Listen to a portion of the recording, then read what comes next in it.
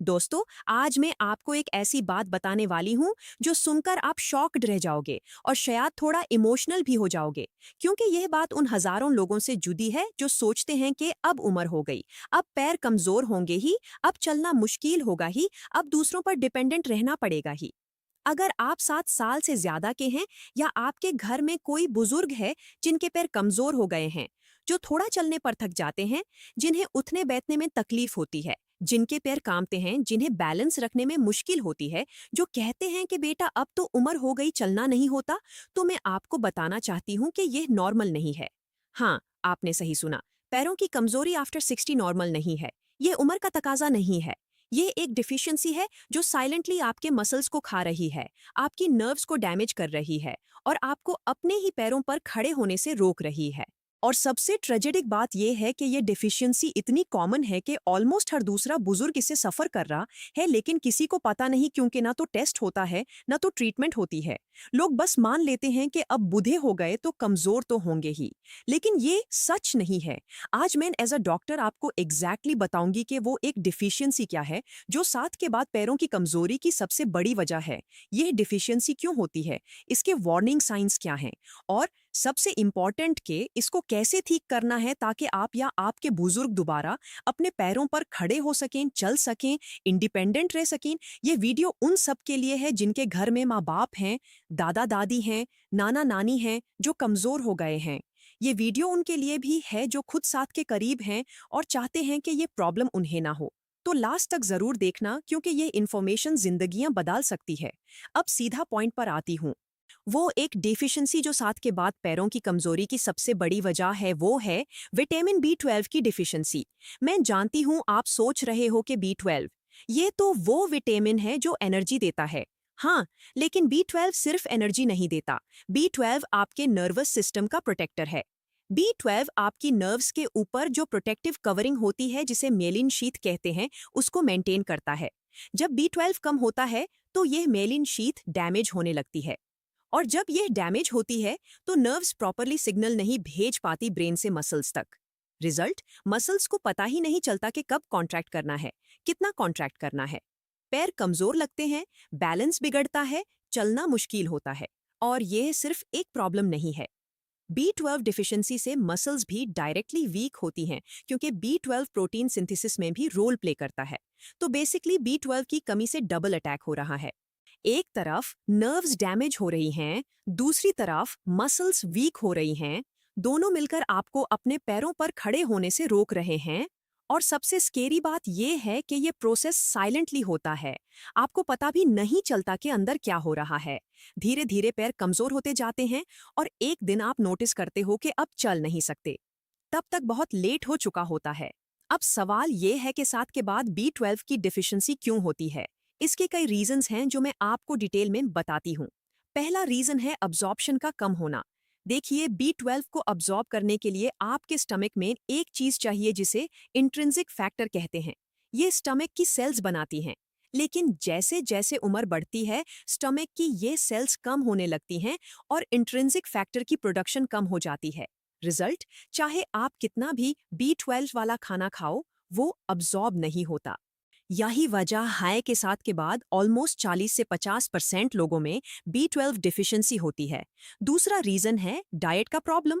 Vegetarian या vegan diet में B12 naturally नहीं होता। B12 सिर्फ एनिमल प्रोडक्ट्स में होता है, जैसे मीट, फिश, एग्स, डेयरी। अगर आप वेजिटेरियन हो तो आपको B12 सप्लीमेंट लेना जरूरी है, लेकिन ज्यादातर लोग नहीं लेते और डिफिशिएंसी हो जाती है। तीसरा रीजन है दवाइयाँ। कुछ कॉमन मेडिसिन्स हैं जो B12 अब्जॉर्प्शन ब्लॉक करती हैं।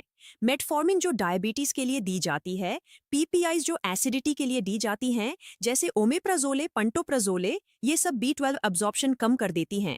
और साथ के बाद कितने लोग हैं जो ये मेडिसिन्स ले रहे हैं? बहुत सारे। चौथा रीजन है गट प्रॉब्लम्स। अगर आपको IBS है, क्रोन्स डिजीज है, सीलियक डिजीज है या कोई भी गट इश्यू है तो B12 अब्जॉर्प्शन कॉम्प्रोमाइज होता है। पांचवा रीजन है alcohol. Regular alcohol consumption B12 stores को डिप्लीट करता है। छठा रीजन है सर्जरी। अगर कभी स्टमक या इंटेस्टाइन की सर्जरी हुई है, स्पेशली वेट लॉस सर्जरी, तो B12 अब्जॉर्प्शन परमानेंटली अफेक्ट हो सकता है।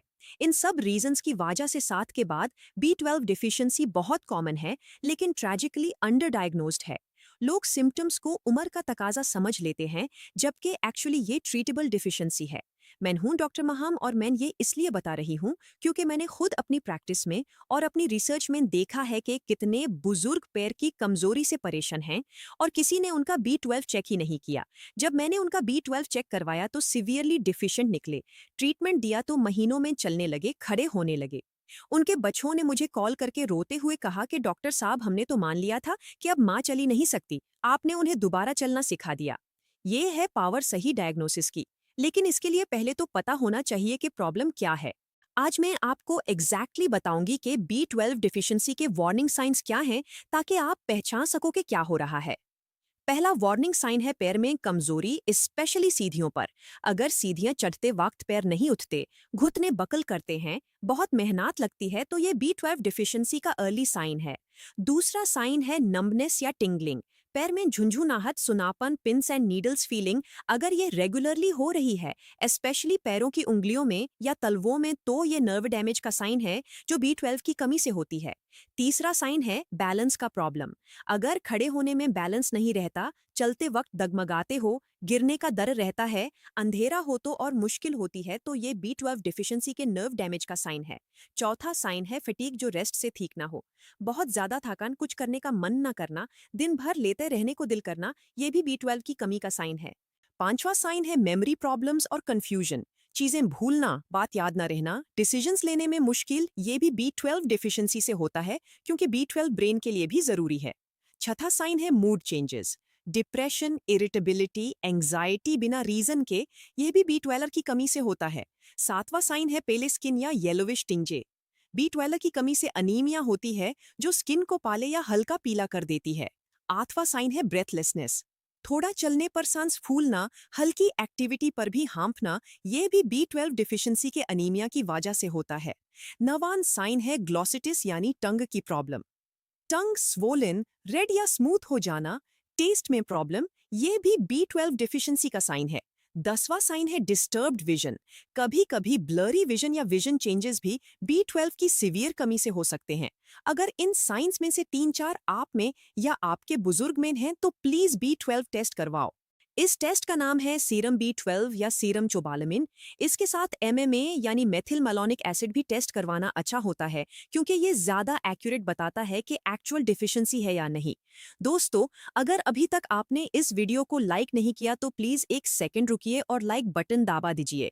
ये वीडियो उन सब बुजुर्गों और उनके फैमिलीज तक पहुंचनी चाहिए जो पैरों की कमजोरी को उम्र का तकाजा समझ के एक्सेप्ट कर चुके हैं, जबकि एक्चुअली ये ट्रीटेबल कंडीशन है।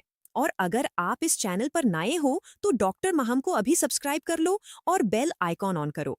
बुजुर्गों की हेल्थ और एजिंग ग्रेसफुली के बारे में मैं रेगुलरली वीडियोस लाती रहती हूँ, जो जिंदगियां बदल सकती हैं। अब आता है सबसे इंपॉर्टेंट पार्ट, B12 डिफिशिएंसी का ट्रीटमेंट कैसे करें। पहले तो टेस्ट करवाओ। नॉर्मल B12 लेवल जनरली 200 से 900 pg/ml माना जाता है, लेकिन रिसर्च बताती है कि स्पेशली बुजुर्गों में 400 से नीचे प्रॉब्लम्स शुरू हो सकती हैं। आइडियली 500 से ऊपर रखना चाहिए ऑप्टिमल न्यूरोलॉजिकल हेल्थ के लिए। अगर डिफिशिएंसी है तो ट्रीटमेंट डिपेंड करता है कि कितनी सीवियर है और क्या रीजन है। माइल्ड डिफिशिएंसी में ओरल सप्लीमेंट्स काम कर सकते हैं।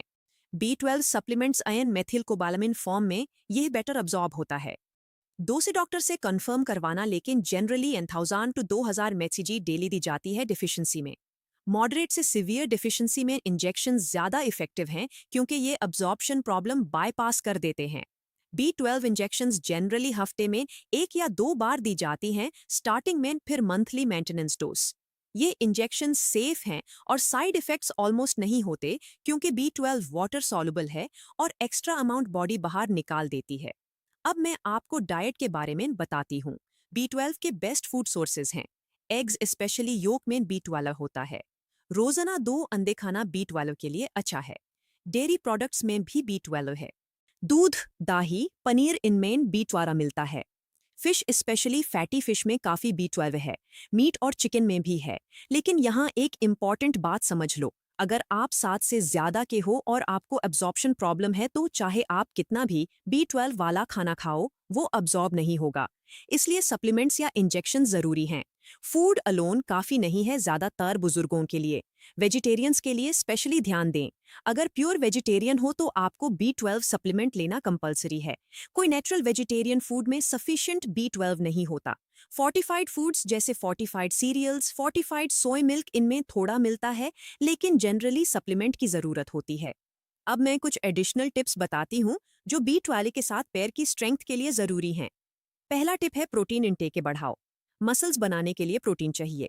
7 के बाद प्रोटीन की जरूरत कम नहीं होती बल्कि बढ़ जाती है, क्योंकि बॉडी की एबिलिटी कम हो जाती है। प्रोटीन यूज करने की तो ज्यादा लेना पड़ता है।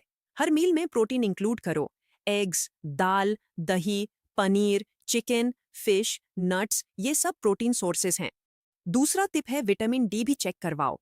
विटामिन डी मसल स्ट्रेंथ के लिए जरूरी है और 7 के बाद डिफिशिएंसी बहुत कॉमन है। B12 और विटामिन डी दोनों की कमी हो तो पैर की कमजोरी डबल होती है। दोनों चेक करवाओ और दोनों ठीक करो। तीसरा टिप है जेंटल एक्सरसाइज करो। मैं जानती हूं कि कमजोरी है तो एक्सरसाइज मुश्किल लगती है, लेकिन मूवमेंट जरूर करो। चेयर पर बैठकर लेग एक्सरसाइजेस करो। सपोर्टेड स्टैंडिंग करो। वॉल के सपोर्ट से छोटे छोटे स्टेप्स लो। जितना मूव करोगे उतनी मसल्स एक्टिवेट रहेगी और उतनी स्ट्रांग होंगी। चौथा टिप है फॉल प्रिवेंशन पर ध्यान दो। जब तक पैर स्ट्रांग नहीं होते घर में चेंजेस करो। नॉन स्लिप मैट्स लगाओ, ग्रैब बार्स लगाओ बाथरूम में, लूज रग्स हटाओ, फर्नीचर को अरेंज करो कि रास्ता क्लियर रहे। फॉल्स बहुत डेंजरस हैं बुजुर्गों के लिए। पांचवा टिप है पेशेंस रखो। B12 ट्रीटमेंट से इंप्रूवमेंट आती है लेकिन टाइम लगता है। नर्व्स की रिपेयर स्लो प्रोसेस है। 3 से 6 महीने लग सकते हैं सिग्निफिकेंट इंप्रूवमेंट में। हिम्मत मत हारो, कंटिन्यू करो। छठा टिप है रेगुलर मॉनिटरिंग करो। 3 महीने बाद B12 दोबारा चेक करवाओ कि लेवल ठीक हो रहा है या नहीं। डॉक्टर से रेगुलर कांटेक्ट में रहो। सातवां टिप है मेडिसिन का रिव्यू करवाओ। अगर मेटफॉर्मिन या PPIs ले रहे हो तो डॉक्टर से बात करो। शायद ऑल्टरनेटिव मिल सके या B12 सप्लीमेंटेशन कंपलसरी हो। आठवां टिप है हाइड्रेशन मेंटेन करो। डिहाइड्रेशन से भी मसल्स वीक होती हैं और क्रैम्प्स आते हैं। पानी पियो, नारियल पानी लो, बटर मिल्क लो। अब मैं आपको रियलिस्टिक टाइमलाइन बताती हूँ कि ट्रीटमेंट से कब क्या एक्सपेक्ट करना है। पहले 2 हफ्ते में एनर्जी लेवल में फर्क आना शुरू होगा। थकान कम लगेगी, मूड बेटर होगा। 1 महीने में नमनेस और टिंगलिंग में इंप्रूवमेंट होगी। सेंसेशंस वापस आना शुरू होंगी। 2 महीने में पैर की स्ट्रेंथ में फर्क महसूस होगा। उठना बैठना थोड़ा आसान लगेगा। 3 से 6 महीने में सिग्निफिकेंट इंप्रूवमेंट। चलना बेटर होगा, बैलेंस इंप्रूव होगा, कॉन्फिडेंस वापस आएगा। लेकिन ये टाइमलाइन वेरी कर सकती है। जितनी पुरानी डिफिशियंसी होगी उतना ज्यादा टाइम लगेगा। जो नर्वे डैमेज हो चुका है वो कंप्लीटली रिवर्स नहीं हो सकता, इसलिए जल्दी एक्शन लेना जरूरी है।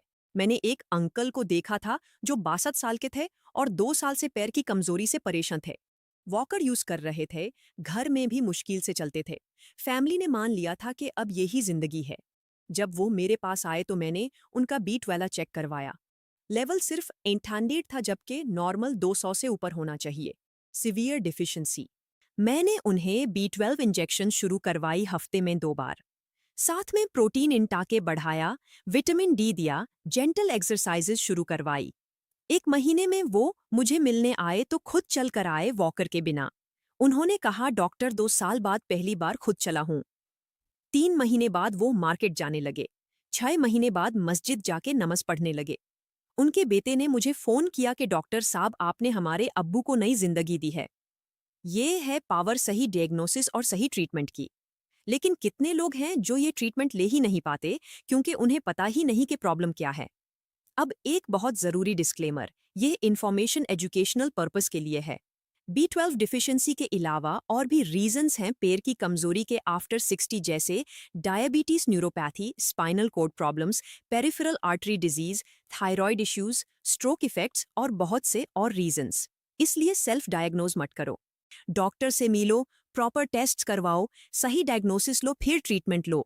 B12 टेस्टिंग सिंपल है और ट्रीटमेंट सेफ है, लेकिन पहले कंफर्म करो कि प्रॉब्लम वही है। अगर पैर की कमजोरी के साथ सिवियर पेन है, सडन ऑनसेट है, एक साइड में ज्यादा है, ब्लैडर बावल कंट्रोल में प्रॉब्लम है तो इमीडिएटली डॉक्टर से मिलो। ये सीरियस कंडीशंस के साइंस हो सकते हैं।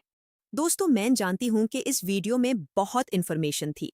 लेकिन मैं चाहती हूँ कि आप एक चीज जरूर याद रखें। पैरों की कमजोरी आफ्टर 60 नॉर्मल नहीं है।